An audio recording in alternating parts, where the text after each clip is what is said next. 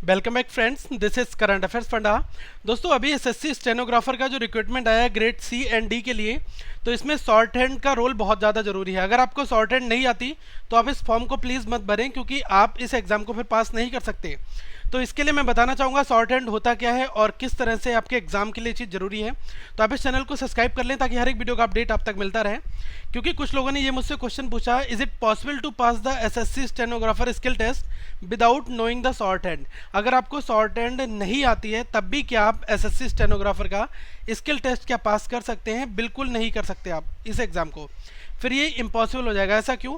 क्योंकि देखो आपको 80 से 100 वर्ड जो है पर मिनट लिखने हैं और डिक्टेशन वहाँ पर होगी। ठीक है, डिक्टेशन के टाइम पर इतने वर्ड लिखना दोस्तों पॉसिबल नहीं है। ठीक है, तो मैं आपको यही चीज़ बताना चाह रहा हूँ कि तब हम शॉर्ट हैंड का यूज़ करते हैं। अब शॉर्ट हैंड होता क्या है, उसमें जैसे आप देखते होगे कि एक बहुत बड़ा सा एक पैराग्राफ है, जैसे इसमें लगभग मान के चलेगा इसमें लगभग 300 वर्ड लिखे हुए हैं। ठीक है, तो इस 300 वर्ड को वो इस तरह से ऐसे करके लिखते रहेंगे और उनका शॉर्ट हैंड हो जाएगा। बस वही शॉर्ट हैंड होता है, आपने कई जगह देखा भी होगा।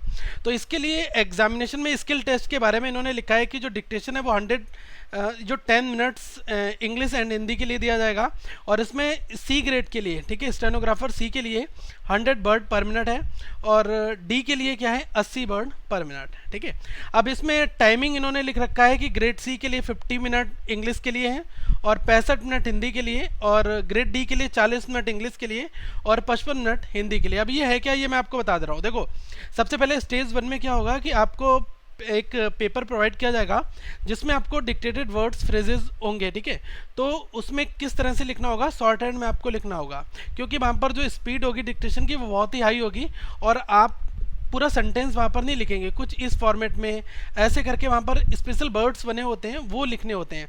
तो शॉर्ट हैंड की टेक्निक यही कहती है कि जो सिम्बोलिक राइटिंग मेथड होता है, जैसे कहीं पर लिखा है हेलो वर्ल्ड, ठीक है, तो आप ये देखिएगा कि मैंने इस हेलो वर्ड को टाइप करने के लिए कंप्यूटर में भी थोड़े से वर्ड टाइप करेंगे, लेकिन हेलो वर्ड को वो कुछ इस तरह से एक दो लाइन लिख कर भी टाइप कर देंगे। ठीक है, तो ये शॉर्ट हैंड है फाइनली।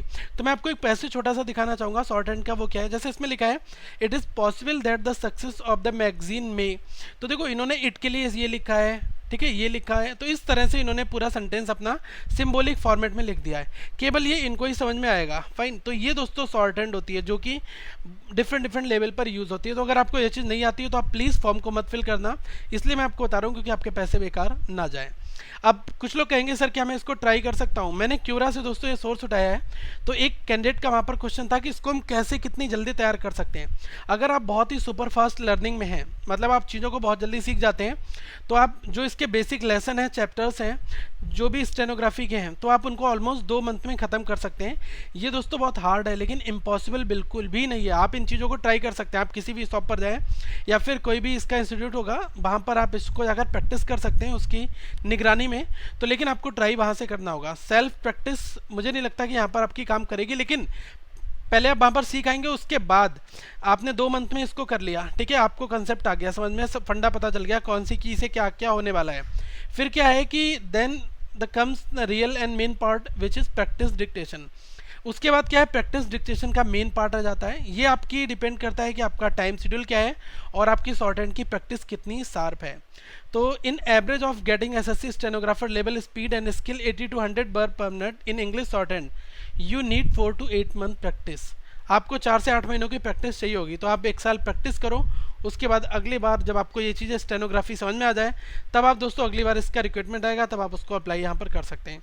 ये सोर्स मुझे क्यूरा से मिला है। क्यूरा पे बहुत ही ऑथेंटिक लोगों ने लिखा है जिन लोगों ने इस एग्ज़ाम को क्वालिफाई किया है। तो मेरा ये मानना था कि मैं आपको ये लेवल बताऊँ कि क्या एग्जैक्टली है। ऐसा नहीं है कि आप डायरेक्टली फॉर्म भर दो, और कुछ लोग आपको ये चीज़ें नहीं बता पाए होंगे, तो मैं इसलिए सारी चीज़ें यहाँ पर क्लियर करना चाहता हूँ। अब भी अगर आप इस फॉर्म को फिल करना चाहते हैं तो देखो रिटर्न के लिए मैंने बुक्स आपको बताया है कि आप अरिहंत की जनरल नॉलेज के लिए बुक ले लें या ल्यूसेंट ले लें जनरल नॉलेज की। इन दोनों से आपका जीके कवर हो जाएगा, और डेली न्यूज़ के लिए आप अखबार पढ़ते रहें, यहाँ से आपका जो करंट हैपनिंग्स हैं उनको आप यहाँ कवर करेंगे। इंग्लिश के लिए दोस्तों आप जो आपका ये बुक आती है प्लिंथ टू पैरामाउंट, ये बुक काफ़ी अच्छी बुक है। इसमें अप टू द मार्क आपको सारी चीज़ें एक बार में मिल जाएंगी। और रीजनिंग के लिए मैं यही कहूँगा कि आप चैप्टर वाइज किरण पब्लिकेशन का रीजनिंग का सेक्शन है, इसको आप पूरा बना डालें और फिर रीजनिंग में आप अपना इसमें मैक्सिमम स्कोर ख़त्म कर सकते हैं, ठीक है।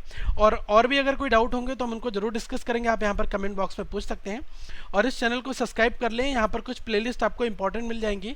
और अगली वीडियो में दोस्तों मैं आपसे मिलूंगा, तब तक आप यहाँ पर जो मैंने आपको चीज़ें बताई हैं आप उनको फॉलो कर सकते हैं।